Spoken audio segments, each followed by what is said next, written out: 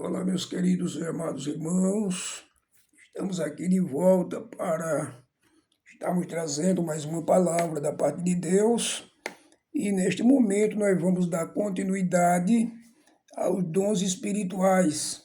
Hoje nós vamos falar do terceiro dom, que é o dom do discernimento de espíritos. Bem, nós vivemos em um mundo onde as aparências enganam com frequência. No cenário espiritual, isso não é diferente. Nem tudo o que parece santo vem de Deus, e nem toda manifestação que se diz espiritual tem a sua origem no Espírito Santo. Para que o povo de Deus não caminhe na cegueira, ou seja, enganado, o Senhor equipou a sua igreja com um filtro sobrenatural indispensável. E este filtro é exatamente o nosso tema de hoje, que é o discernimento de espíritos. Muitas vezes as pessoas confundem esse dom com a desconfiança humana, com o espírito crítico ou com a capacidade de julgar as falhas dos outros.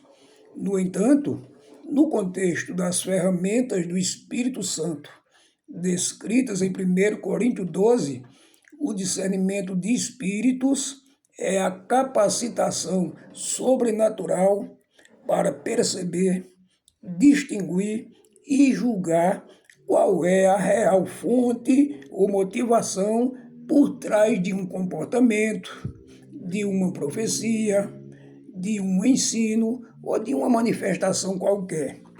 Por isso, vamos observar que existem 3 fontes espirituais. Portanto, para compreendermos a urgência desse dom, precisamos lembrar que existem 3 fontes que podem operar ou influenciar o ambiente em que vivemos. Então, a primeira fonte é o Espírito de Deus. Então, ele traz verdade, edificação, ordem e paz. O segundo espírito, que é a segunda fonte, é o espírito humano, que é influenciado por emoções, por interesses pessoais, por vaidade, por orgulho ou desejo de aparecer.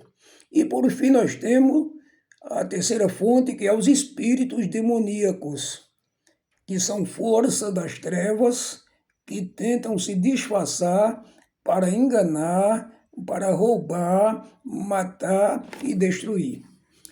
Então o apóstolo Paulo, ele nos alerta em 2 Coríntios, capítulo 11, que o próprio Satanás, ele se transfigura em anjo de luz. Portanto, o erro muitas vezes se apresenta imitando a verdade. E é aí que entra o dom de discernimento de espírito e a sua necessidade para hoje, pois ele funciona como os olhos de um raio-x do Espírito Santo na igreja, arrancando a máscara do engano e revelando exatamente o que está por trás da cena. Vamos ver alguns exemplos da Bíblia. A palavra de Deus nos mostra a aplicação prática e vital desse dom. No livro de Atos, no capítulo 16, vemos o apóstolo Paulo e Silas caminhando pela cidade de Filipos. De repente, uma jovem adivinha passou a segui-los e clamava em alta voz, dizendo: estes homens que nos anunciam o caminho da salvação são servos do Deus Altíssimo. Ora, humanamente, as palavras dela eram perfeitas. Ela estava fazendo propaganda gratuita para os apóstolos e dizendo a verdade teológica. Qualquer pessoa sem discernimento diria: que bênção, ela realmente recebeu o nosso ministério. Mas Paulo, que operava e trabalhava sob o dom do discernimento de espírito, percebeu que a fonte daquela bajulação não era o Espírito Santo, mas era um espírito de adivinhação que queria se misturar com a obra de Deus para tentar invalidá-la. Paulo se voltou e ordenou para ela e para o espírito, ordenando que o espírito saísse daquela moça. E, de fato, a moça foi liberta e o nome do Senhor foi glorificado. Nós vemos outro exemplo na vida de Jesus. em Mateus capítulo 16. Então, logo após Pedro fazer aquela linda declaração inspirada de que Jesus era o Cristo, Jesus começou a falar sobre seu sofrimento e sua morte. Pedro o chamou de lado e disse: Senhor, tem compaixão de ti, de modo nenhum isso te acontecerá.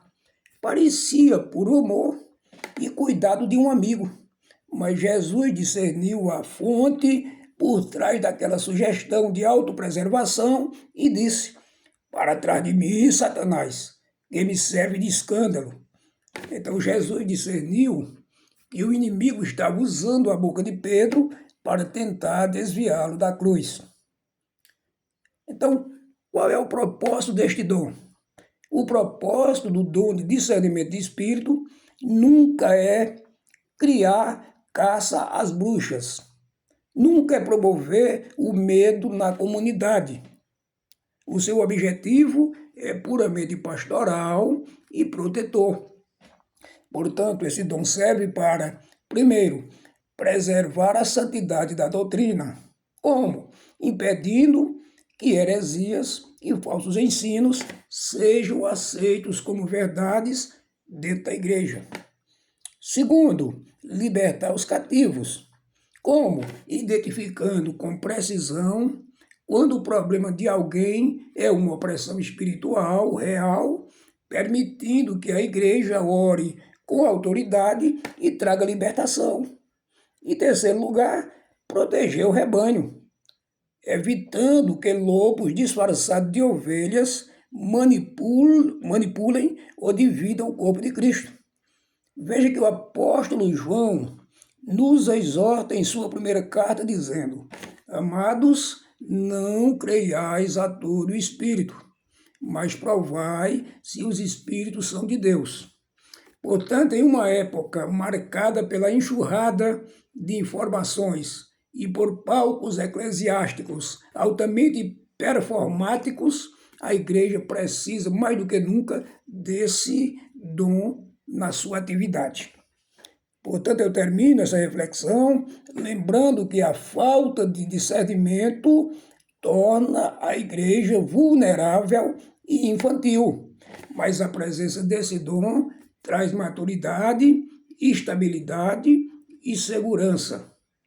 Que possamos clamar ao Senhor por olhos espirituais bem abertos.